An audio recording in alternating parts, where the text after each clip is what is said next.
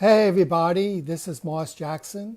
Welcome to Mondays with Moss. This is a regular, usually Monday series of conversations I'm having with you about how to thrive in life, not just survive, based upon my work called Navigating for Success. Well, here we are. What is this? The 5th month of our pandemic, okay?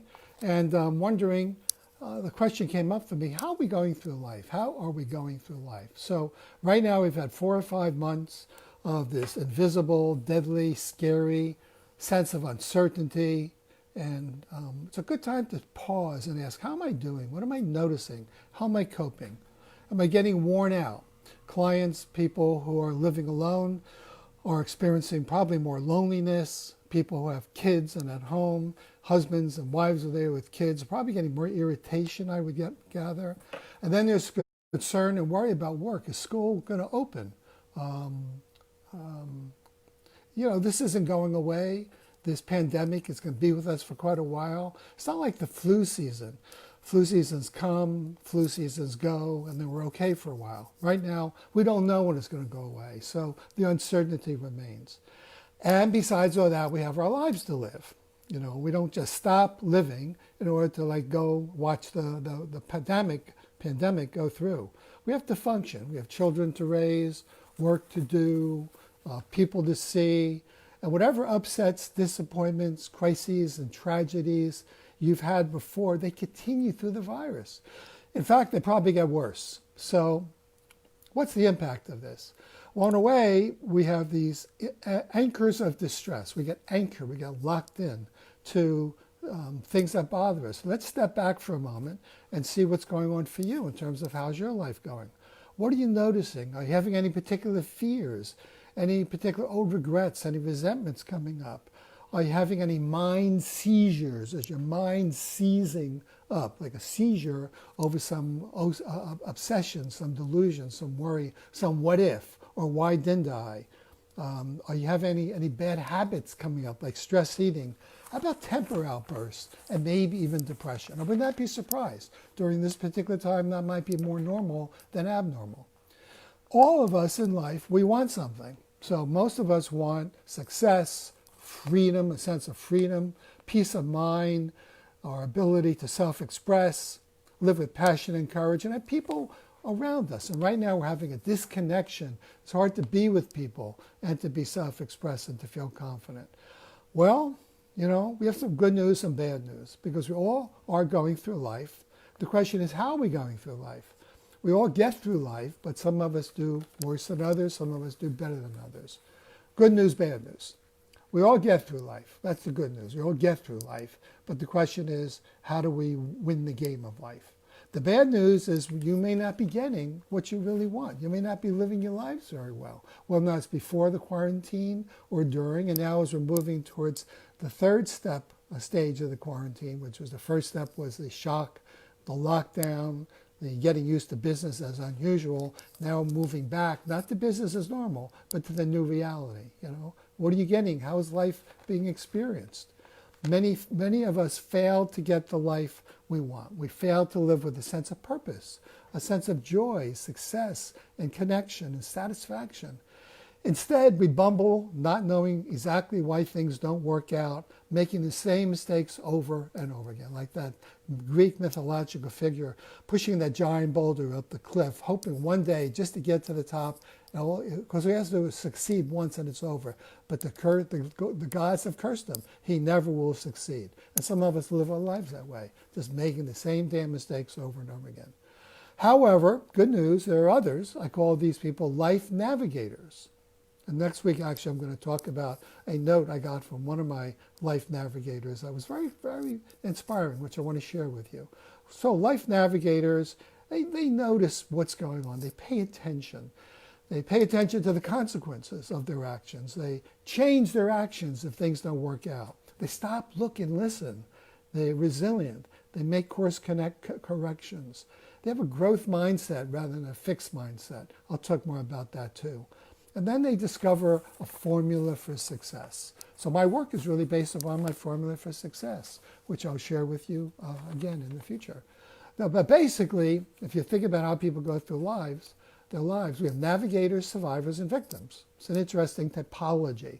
So there are about 20 of us who are navigators, and we're living lives with a sense of purpose, direction, and control. About 50% of us are living lives as survivors, and we're struggling, we're winning, gaining, but we're not really happy, so it's a partial win. And about 30%, maybe more now during the pandemic, are going through life as victims, suffering, feeling it's unfair, why me, nothing I do ever works. The navigators are pretty well grounded, they have boundaries, they have a sense of perspective, they're able to take a step back and have a past and a future, but think about who am I now and what am I building my life towards in the future. Based upon what I see in my clients and the success strategies these life navigators have been practicing, they move through life using a roadmap for success, where they achieve success, accomplishment, and happiness. So my intention in the series of the next probably 4 or 5 talks like this is to share with you their success stories, my formula for success, and some best practices that you can see if I can help you to live the life that you want. Some powerful ways to win at the game of life, to move from being a victim and a survivor to being a navigator. By the way, navigators have the same kind of problems as victims and survivors. They just don't stay stuck. They don't get anchored in distress. They see it, they recognize it, they ask, what's going on? What can I do about it? What do I want? They don't lament and stay stuck in the resentment, the regret, and the what-ifing that many of us do. So they become the mind masters, the people who have actually be able to control their thinking. See, your mind will never stop talking to you. If you believe your mind, listen, your mind has chatter. So listen to the chatter. You don't have to believe it. It's just a bunch of thoughts. And by the way, you have unconsciously about 65,000 of these thoughts a day, consciously about 2,500. Unfortunately, 80% or 2,000 of them are negative. So that's how many of us are going through life. We have these damn negative thoughts and we believe them. Instead of saying, wait a minute, stop, look, and listen. Is anything that I'm thinking, like what-ifing, is it true? Is that person really disappointed? I was talking with someone earlier this morning who wanted to talk to some old clients.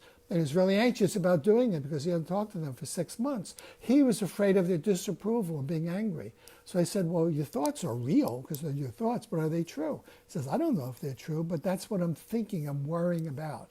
So the worrying about is the mind telling you you're a loser, you're a victim, you're a survivor, and there's danger. I'm here to tell you it's all bullshit. It's just your thoughts are repetitions of a madman telling us to watch out, danger, danger, danger. Listen to them, observe them, ask them, are they true? What's the evidence? And ask yourself, what do you want? So you can get back on the roadmap to success and be a life navigator. So the question is, if you're not in your mind, who are you? Isn't that an interesting question? If you're not your mind and your thoughts, who are you? Well, we're going to be looking at that. Now, next week, I'm going to be looking at invisible forces, the invisible forces and the obstacles that pull us down, that create anchors of distress, that make us really be stuck, versus ways for people to think that inspire, that empower them, and to help us to live the lives they really, really want. Now, I'd love to hear some of the invisible forces that you're aware of, good, bad, ones you like. Just pay attention. You don't have to think too hard about this. Just watch your mind talk at you. Write down the 2 or 3 or 4 invisible forces, these thoughts or beliefs, these invisible limiting beliefs or empowering beliefs, and send them to me so I can prepare my talk to best help you. Also, if you like, go on Amazon, order my book, Navigating for Success, Passion, Goals, Action, How to Live a Resilient Life of Success, Accomplishment, and Happiness. Anyway, have a good week. This is probably a shorter Facebook post than I usually do, but I just wanted today to welcome you back. Thank you, fans, for checking in. If you're not watching live, that's okay. Pick it up later, and have a great week. Navigate, be victims, survivors. Just watch. Just learn together, okay? Talk to you next week. Bye-bye.